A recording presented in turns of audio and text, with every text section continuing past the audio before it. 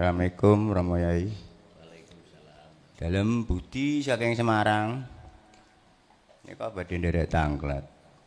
Mengenai isyarah. Isyarah kula niku memang kula saking belajare niku mboten enten mursyid guru. Romo dados sampak-sampak kula niku mlebet ten pundene Syekh Jumadil Kubro Romo. Trawulan. Mboten, wonten Semarang wonten. Kelakuane sapa iku? Anu niku. Pun lama nah anu niku napa niku petilasan ngoten Ciros niki. Ngoten nggih. Nggih, petilasan mboten makam cuman petilasan. Sampun lami. Sampun lami. Lah, sak menika akhir niku nggih niku. Setelah menika kula angsal alame kok muka sapa nggih. Nggih. Untuk wedal iku memang kula dereng pirsa mengenai ainul napa dzikir sirul asra kan mboten mangertos wong kula awam. Nggih. Tanpa guru tanpa anu nggih. Asring siam 3 hari 3 malam mekaten. Nggih. Nggih, malah sekluteke niku ten alam-alam ngoten Mas. Menika lah kedahe kirang kedah pripun malih ngoten lho Pak. Kesane saged wonten ten Sirul Asra ngoten. Ngoten nggih. Nggih, Pak. Nggih. Ngeten. Semua itu gak perlu disalahkan karena setiap diri punya proses masing-masing. Sing penting sekarang jenengan sudah diwasiati Allah wasilah tadi untuk bagaimana caranya jenengan itu ketika saat campur lagi dengan dunia mukasyafah hati sampean ada sambungan langsung datang Gusti Allah. Sebab ngeten Pak, di alam mukhadoroh kasunyatan niki, di alam mukasyafah goib makhluk itu juga ada alam musyahadah, ada alam akhirat. Tinggal pertanyaannya, si hamba itu ada wasilah ke alam musyahadah enggak? Ada wasilah tali sambung langsung pada Allah enggak? Kalau enggak ada, ini mohon maaf dulur-dulur kula. Bukannya saya menjelek-jelekan enggak. Tidak mengurangi rasa hormat saya terhadap panjenengan. Sampai kapanpun.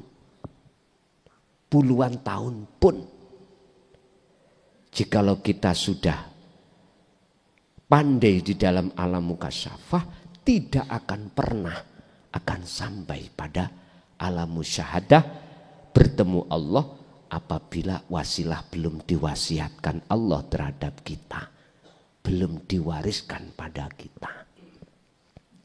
Udah sampean tanya pada teman-teman ahli thariqah, ahli aurat yang puluhan tahun, yang karomahnya bahkan bisa ngendek udan, bisa ngerutuhno udan, bisa mlaku ndukur banyu, bisa sak jangkah nang Mekah, sampean tanya. Pasti jawabannya sama dengan apa yang ku jawab. Gak bisa. Estu.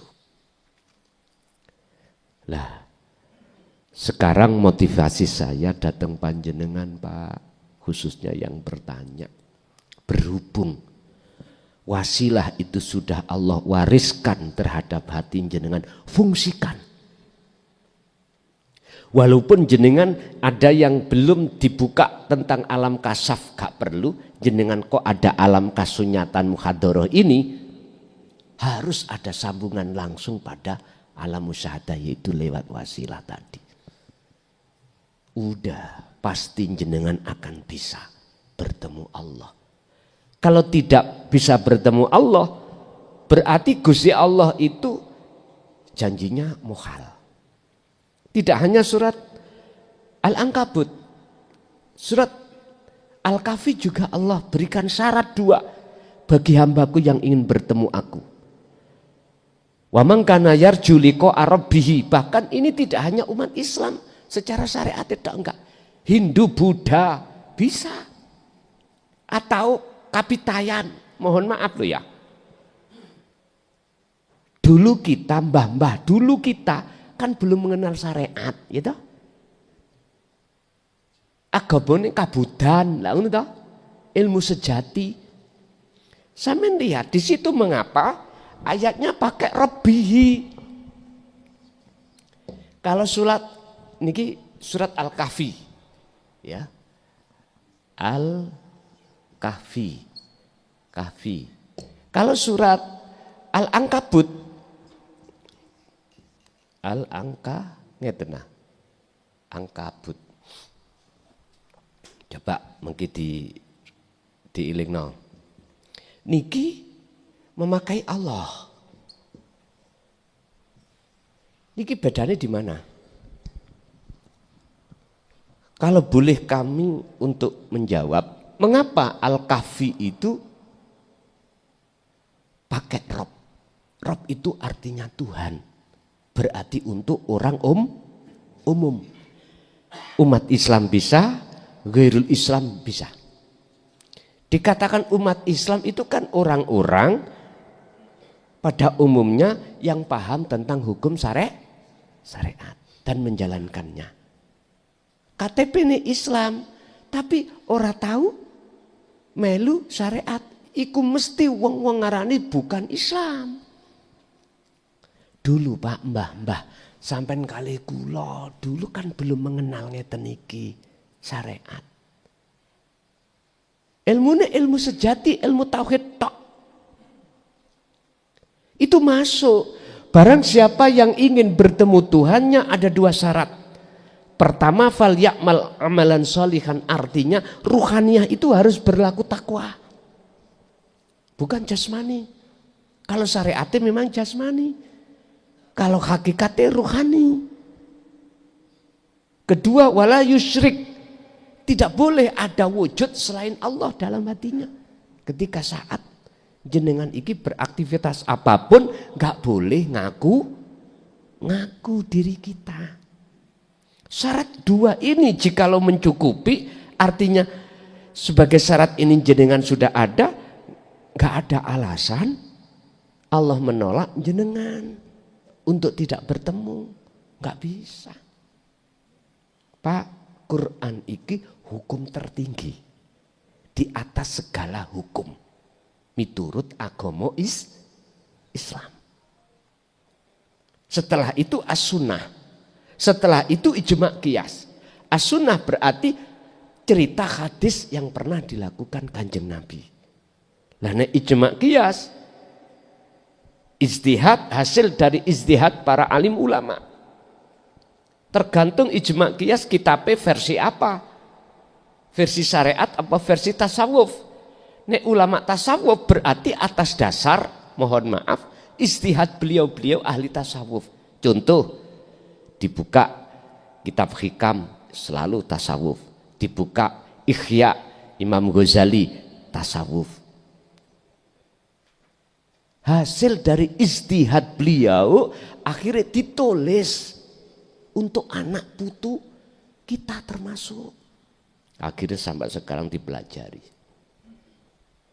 Aku yakin gak akan pernah meleset dari apa yang Allah ajarkan langsung terhadap Rasulullah, yang Rasulullah ajarkan langsung terhadap anak cucunya dan termasuk orang-orang dekatnya yang disebut sahabat. Khalifah mesti akan menurunkan terhadap tabi'ina solihin. Gak akan pernah geser, gak akan pernah cedera. Ilmu-ilmu yang bernafaskan rohaninya gak akan cedera. Sing cedera itu sing ditulis, sing miturut pahaman sarengat. Iku lho cedera. Artinya cedera itu khilaf. Nyun sewu. Kalau kita bicara masalah hukum syariah, itu khilaf Pak. Madhabnya berapa terbagi? Berapa terbagi? Katanya ilmunya satu dari Allah. Tapi ini kok terbagi-bagi. Ya miturut ijtihad mereka sendiri-sendiri. Kalau lurus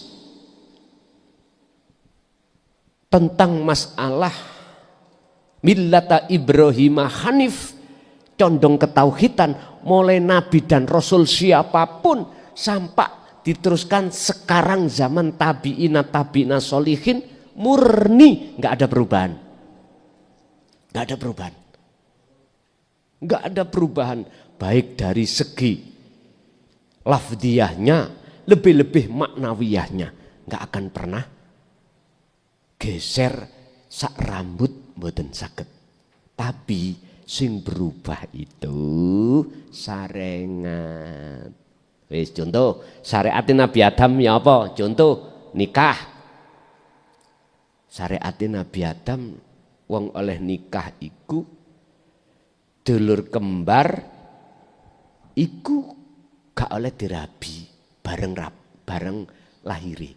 Harus kembaran berikutnya. Qabil dan Habil. Kembarane Qabil iku dirabi Habil. Kembarane Habil dirabi Qabil. Nyun sewu Pak, kembarane Habil iku ora pate ayu. Irunge rada pesek. Nek kembarane Qabil, yo mancung.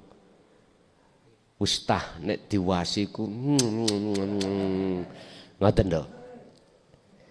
Lah berhubung kembarane Habil iku syariate pada saat itu wajib dirabi Qabil. Kembarane Qabil dirabi Habil, Qabil cemburu, Pak. Cemburu. Kembaraku jare Qabil wong ayu dirabi Habil, aku oleh elek, kono oleh ayu.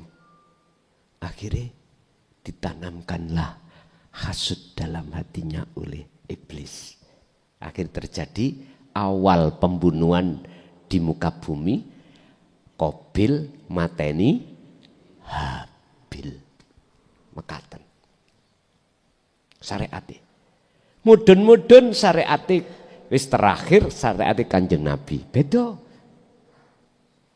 Cara sholatnya secara fisik juga beda. Beda-beda. Cuman kalau tauhidnya sama. Nggak ada perubahan. Makanya sampai pengen tahu. Wahyu Allah yang nyun sewu Pak. Asli terjaga oleh Allah sendiri.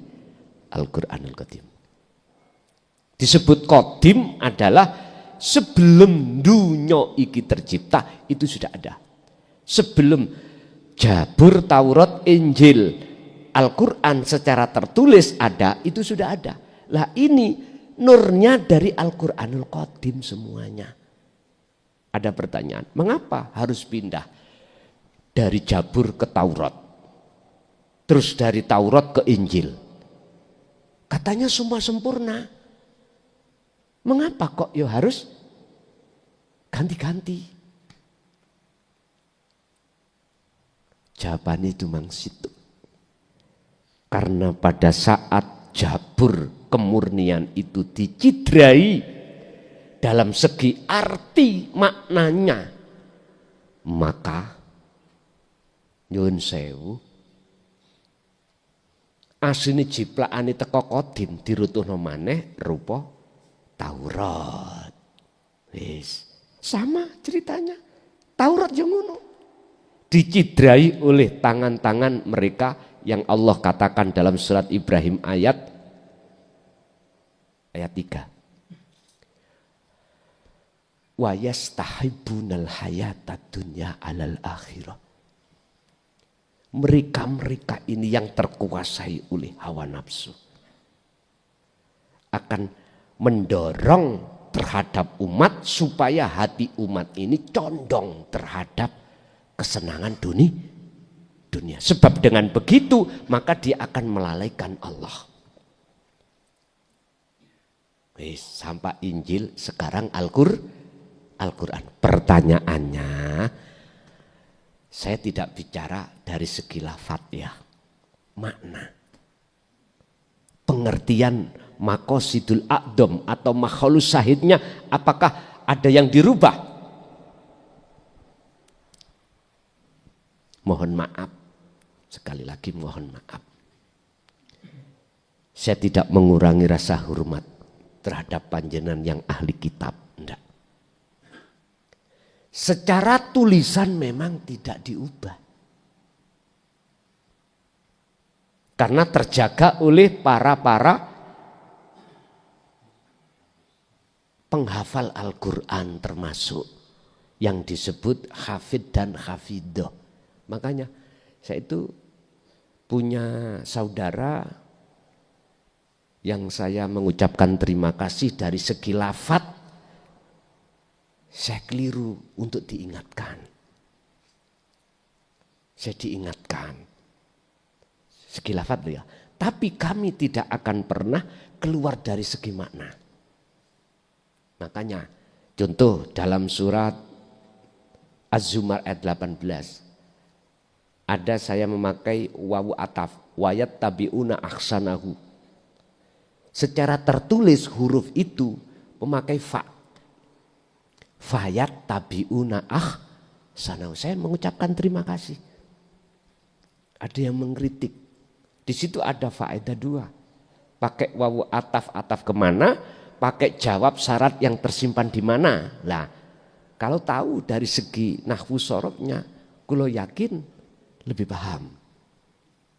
Tapi tidak akan pernah keluar dari makna yang sesungguhnya maksud. Intinya gini, yastami'unal qaula, mereka ini yang menjadi orang yang dipilih Allah, golongan yang mukhlasin, ketika dia mendengarkan ajaran di jalur dinut tauhid yang Rasulullah sampaikan, fayat tabiuna ahsanahu, apabila mereka itu mendengarkan terus mau beriman, maka fayat tabiuna ahsanahu, tergolong kita itu termasuk orang mukhlasin. Tapi jika memakai wawu ataf, apa? Berkelanjutan ketika jenengan mendengarkan ilmu terus paham wa amilu. Loh, ngeten loh. Diteruskan jenengan mengamalkan, jadi nggak putus. Setelah ajaran itu jenengan imani, lalu jenengan amalkan. Jadi nggak putus. Jadi secara maknawi tidak akan pernah berubah, tapi secara lafdi hurufnya seakan-akan berubah. Makanya saya matur suwun, diingatkan matur suwun banget. Karena untuk menjaga dari sistem syar'i, huruf-hurufnya itu sesuai dengan apa di dalam Al-Quranul Karim yang tertulis. Mekaten. Jadi Pak, kembali pada pertanyaan jenengan, kalau wau udah, yang penting jenengan iku selalu memupuk hubungan hati jenengan datang Allah. Wujudnya yaitu urip datang jenengan diri jenengan dengan bentuk menghilangkan selalu pengakuan diri sebagai makhluk yang bisa melakukan. Mekaten. Lanjut.